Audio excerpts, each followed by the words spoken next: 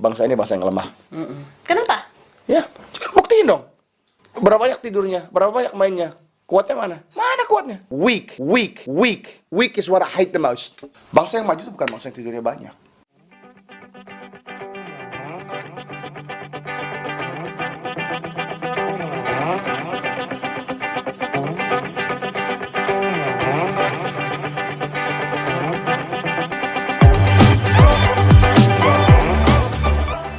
Halo teman-teman, Assalamualaikum warahmatullahi wabarakatuh.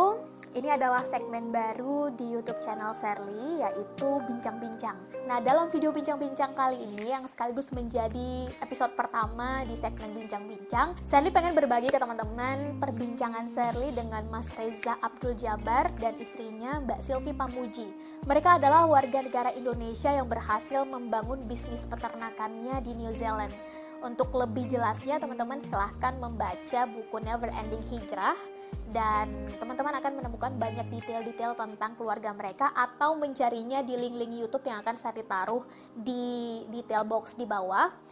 Tapi dalam kesempatan kali ini, Sherly berbincang-bincang dengan keduanya bukan tentang bisnis mereka, tapi tentang anak muda. Penasaran bagaimana perbincangannya? Ikuti aja langsung video yang akan diputar sesudah ini. Semua vlog yang kita buat, ini kita mulai ya. Kita mulai dikit gitu lah. Bahwa tanpa ada itikat kuat dari kalian untuk berubah, nggak ada gunanya. Ini harga kita dulu, harga kita hari ini. Dan ini bukan harga yang biasa diomongin orang, ini bukan retorika. Ya, pandangan saya, bangsa ini bangsa yang lemah. Kenapa? Ya, buktiin dong. Berapa banyak tidurnya, berapa banyak mainnya. Kuatnya mana? Mana kuatnya? Artinya itu kan bangsa yang sekarang. Kalau yang dulu, bangsa Indonesia yang dulu. Nah, ini memang kejam nih bahasanya nih, ya. Oke. Kemarin sama Buya sama Mas Ito ketemu yang kita bilang ya, yang bos kita dulu namanya John Evans, umur 76 tahun, 77 tahun. Masih bisa kerja, masih bisa bawa ekskavator, masih rutin. Sebenarnya banyak kita ketemu orang 76 tahun, mau kerja nggak gitu loh. Bukan miskin ya. Yang miskin aja udah nggak kerja loh 60 tahun. Apalagi yang 77 tahun kan. Dia 70 tahun punya aset 5-6 T gitu ya, 10 triliun misalnya. Udah nggak ngerti kerja. Jadi kalau kita bicara passion itu is when you work, when you do not need to work. Coba ask yourself. Bangsa yang maju itu bukan bangsa yang tidurnya banyak. I'm not talking your age, I'm talking our age too. Oh, I have to have a snooze. Tapi Sherly kan kelahiran 92 ya teman-teman. Gimana di saat Mas Reza dulu muda? Itu gimana? Mudanya kami, kita juga masih merasa muda ya Sherly. Tapi mudanya kami, saya di usia 20, saya tuh mulai kerja kerja itu di umur 18 tahun. 18 tahun udah di New Zealand? Udah New Zealand. Saya dari New Zealand tuh 17 tahun. 17 tahun. Di umur saya 18 tahun, saya tuh udah ya sedang menyelesaikan S1 lah ya. Saya udah kerja 4 bulan. Jadi kita kuliah 8 bulan setengah, 3 bulan setengah itu saya kerja di peternakan. Saya masih gitu. Iya. Kita udah kenal. Oh, udah kenal sama Mas Udah kenal, itu? udah. Jadi kalau if a family comes in, kita kan namanya orang, kita tahu keluarga yang baik dengan nggak baik ya. Kalau keluarga itu ada acara gitu, I was working, Shell. I was up at 4 o'clock or 4:30 in the holidays, so that I can make some money and feel that I'm independent. Oke. Bukan untuk seluruh 12 bulan ya, tapi untuk 3 bulan setengah dari 12 bulan itu. Bagi saya itu suatu achievement. Ya, oke. Kita semua tahu ada yang namanya carrot and stick. Ya, rewards and punishment. Nah, bagi saya rewardnya adalah ya bahwa saya ingin punya sense of independence. I was working every day, 7 days a week. Would that be right, sir? Benar. Oke. Jadi the clear goal. Nah, Goalnya adalah ingin merasa independen? ya. Oke. Dan ingin hidup terhormat. Goalnya adalah pengen punya independence, ya, to show myself and my parents bahwa I could do it. Untuk mengangkat telepon mengatakan, Mom, Dad, for the next 3 months don't send me any money, for the next 4 months don't send me any money, itu something for me.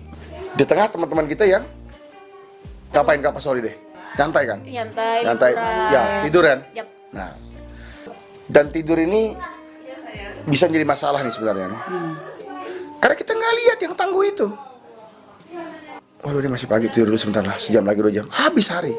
Tapi Mas Reza dapat karakter seperti itu dari mana, Mas? Nah, Apakah orang tua dulu? Kita nggak bisa hanya semua orang tua, harus ada dari diri sendiri juga Nah, nih. gimana memunculkan diri sendiri saat Ya, itu? benar kan? Jadi kita harus ada yang namanya fire in the belly. I want to be someone. Kita mau hidup mulia. Hidup mulia itu gimana? Itu bertarung. Jadi jangan nanti mimpi di usia 45, 50, ya. Wah, kalau dulu, ya, saya cuma tidur 3 jam, 4 jam, saya kerja terus, mungkin udah punya hasil. Ini namanya bermimpi di siang bolong. Sekarang waktunya. Oke, kita mencari contoh, paham. Kita mencari inspirasi, jelas. Ya, kita mengikuti orang-orang terdahulu, sunnah. Tapi diri Anda pun harus punya keinginan luar biasa untuk merubah nasib. Itu harus datang dari dirimu sendiri, munculkan itu. Kalau yang muncul hanya biasa-biasa saja, mediocre lah. Ya. Maka susah. If you get the world's best mentors and trainers, it's not gonna change your world. Karena semua orang yang nggak ingin berubah. Oke? Oke, benar. Saya nggak menafikan. Alhamdulillah, ya. Saya punya ayah yang tangguh. Alhamdulillah. Saya punya ayah yang cepat, yang gesit, lugas, pemberani. Alhamdulillah. Saya tidak pernah menafikan itu, ya. Alhamdulillah. Semoga Allah merahmati beliau. Tapi saya tahu nggak? Saya juga pengen berkompetisi dengan ayah. Ini poin lainnya. Dan ayah saya selalu mengatakan begini. Saya hanya ingin anak saya hanya ingin dikalahkan oleh anak saya.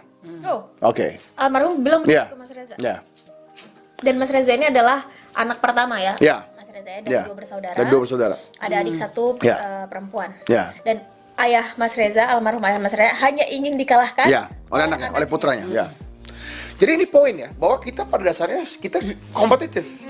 Competitiveness ini great ya. Tapi sebagai seorang ayah, saya juga ingin dikalahkan oleh Talha dan Omar, Aisyah, ya, Hafsah dan Maryam. Gitu ya? Ya. Kita akan berjuang. Kenapa? Karena saya merasa saya akan jadi ayah yang gagal kalau generasi anak-anak saya tidak lebih baik dari saya. Fair nggak komen itu tuh? Fair. Sepakat ya? Oke.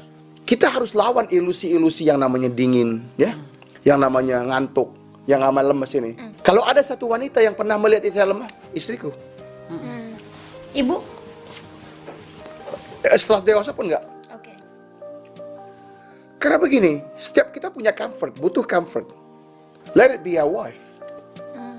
Ya kan?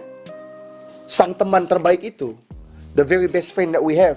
Tapi Jadi ya gitu. yang pada akhirnya membuat jalan Mas Reza ini konsisten kan akhirnya adalah supporting system yang salah satunya adalah Alhamdulillah ya.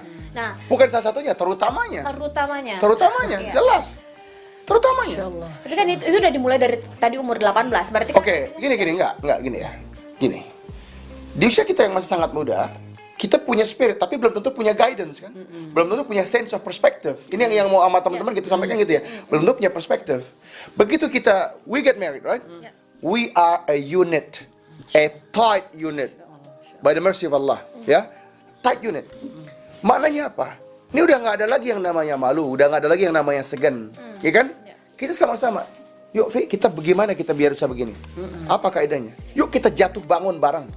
sadly teman-teman dapat kesempatan untuk tinggal di rumah mereka selama 1 minggu dan melihat memang segala sesuatu dilaksanakan, melakukan sesuatu dengan sangat cepat. Cop, dan melihat yang lambat tuh geram sekali. Mbak Sylvie, gimana menumbuhkan karakter seperti itu? Apa dari kecil, dari orang tua, your supporting system yang membiasakan, atau setelah bertemu sama Mas Reza, atau gimana cara membiasakan? Enggak, setelah saya tinggal sendiri, saya tinggal sendiri dengan adik-adik saya. Di situ kan saya diberi tanggung jawab untuk menjaga adik-adik kan. Tapi Di memang umur berapa itu? saya di umur apa ya? 18 ya? Iya. Di umur 18. Tapi saya memang dari kecil memang cekatan. Cepet ya, cepat, memang cepat. Kalau udah ini cepat, walaupun dulu kan ada orang tua kan. Tapi setelah saya tinggal mandiri dengan 2 adik saya tahu kalau saya slow nggak akan selesai kerjaan kan. Saya harus kerja, saya butuhkan punya 2 kerjaan. Saya harus sekolah, saya harus menjaga adik saya dan menjaga financial semua dalam rumah saya. Saya punya rumah tangga sedikit lah, rumah tangga kecil, my little family. Nah, kalau misalnya saya nggak bisa ngatur uang, nggak bisa ngatur adik saya, nggak bisa ngatur soal saya, nggak bisa ngatur saya, semua akan hancur. Ya, jadi semua kan ada siklusnya. Ya, jadi gerak cepat itu bagian dari Dan ini dari menarik teman-teman. disiplin kita ya kan. Ini menarik. Sikap disiplin itu harus wajib Iya. ya dimiliki Wajib, oleh harus. anak muda. Iya. Wajib. Jadi begini, kan kita yakin ya teman-teman punya ambisi, punya visi yang luar biasa. Nah, cuman visi yang luar biasa ini kan harus disikapi, ya. Bahwa gini ya, bahwa I always say this, ya. You could never delegate hard work, ya. Hard work is not delegated. It simply don't get delegated. Bahasa-bahasa sistem delegasi ini mohon maaf, dalam pandangan saya terkadang ini bahasanya orang malas yang ingin melepas tanggung jawab. Yeah. Bener ya? Dan gini, satu poin lagi. Bahwa jangan pernah delegasikan kegagahan. Rugi dong. Kegagahan ini harga mutlak. Jadi don't make your wealth, ya, beriring dengan Allah murahkan rezeki kita, terus jadi nggak gagah. Waliyahzubillah, nggak keren. Itu harga matinya seorang laki-laki. Itu ditularkan kali ya Mas ya. Absolutely. Jadi kalau kita bicara gak gini ya, jangan kita wah udahlah ya. Misal kita kan udah 30, kita kan udah 40, 50, 100 tahun pun kalau Allah berikan kehidupan sampai 100 tahun kita nggak gagah. Jadi gagah itu keren gitu ya. Gagah itu keren ya dalam kapasitasnya. Maka bersainglah secara sehat. Gini ya, kenapa ada sebagian orang toh kita sama rutinitasnya kan? Ini penting ya, saya akan bicarakan ini. Jalannya sama, aktivitasnya sama. Kenapa ada yang masih rebahan dan leleh, ada yang enggak? Apakah beda makannya? Enggak, makannya sama. Duduknya sama. Semangat yang beda. Itu tentang pilihan sikap. Ya, Benar nggak sih, Mas? ya. Maka train yourself ya to get hurt.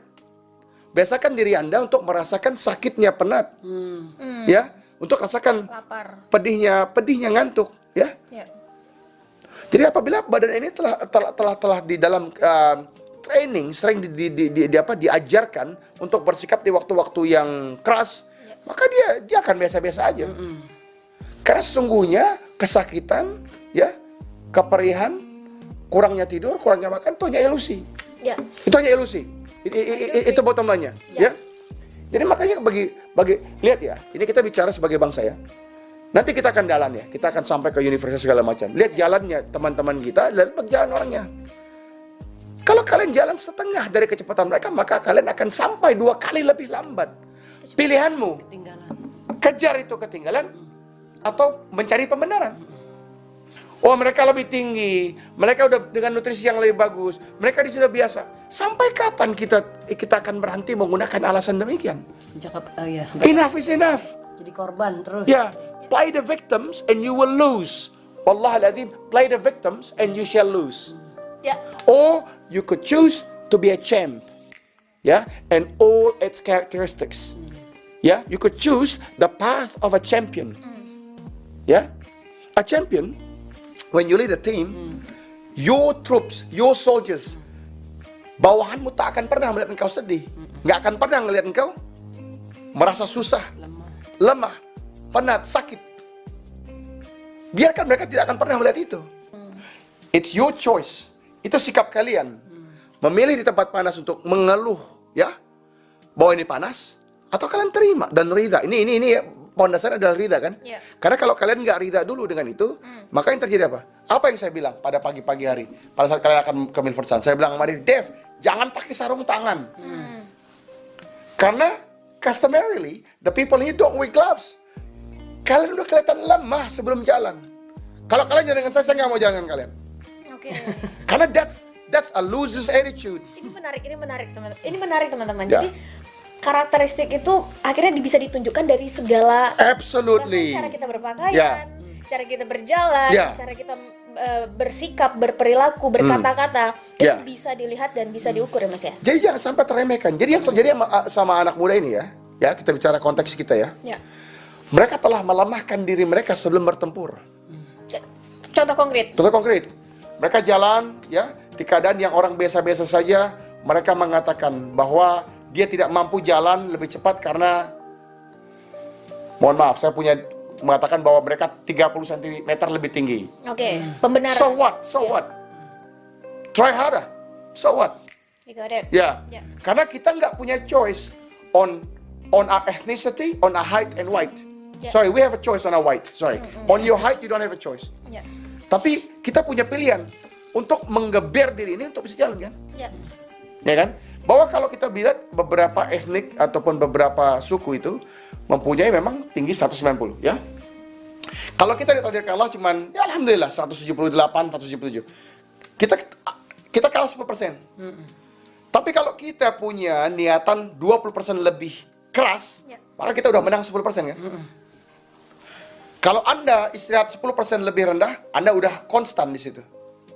Kalau Anda makan 15 menit lebih cepat, maka Anda udah menang lagi. Jadi yang saya mau sampaikan begini, bahwa mental pemenang itu hadir di setiap langkah, setiap nafas. Ya, ini semangat kompetitif. Kita sering dengar orang mengatakan it's a competitive advantage. Apakah itu cuma slogan ataupun jargon? It's only a jargon. Karena orang yang benar-benar truly live their life, breathe and live competitive, they will understand bahwa dia setiap nafasnya dia nggak mau kalah. Ya, dan itu pilihan. Ya, dan tadi Salim meng-highlight satu kalimat dari Mas Reza bahwa kita nggak bisa memilih kita mau dilahirkan di mana, dengan kondisi seperti apa, dengan tinggi seperti apa, kita nggak bisa memilih. Tapi untuk bersikap seperti apa itu adalah pilihan kita. Absolutely.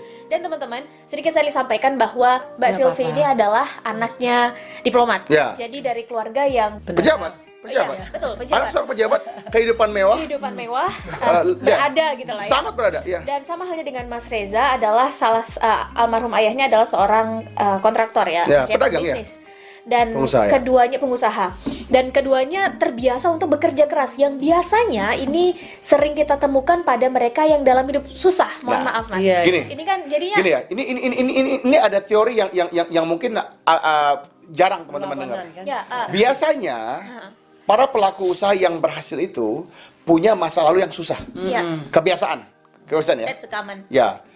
Kemudian dia punya generasi kedua dan dia berusaha memberi yang terbaik buat anaknya dalam tanda kutip bahwa dia nggak ingin anaknya susah. Yang terjadi apa? Generasi kedua menghabiskan itu. Di posisi di generasi ketiga harta habis. Ya, karena tidak punya etos kerja. Ya, tidak punya competitive advantage, ya. Dan kata lain, weak.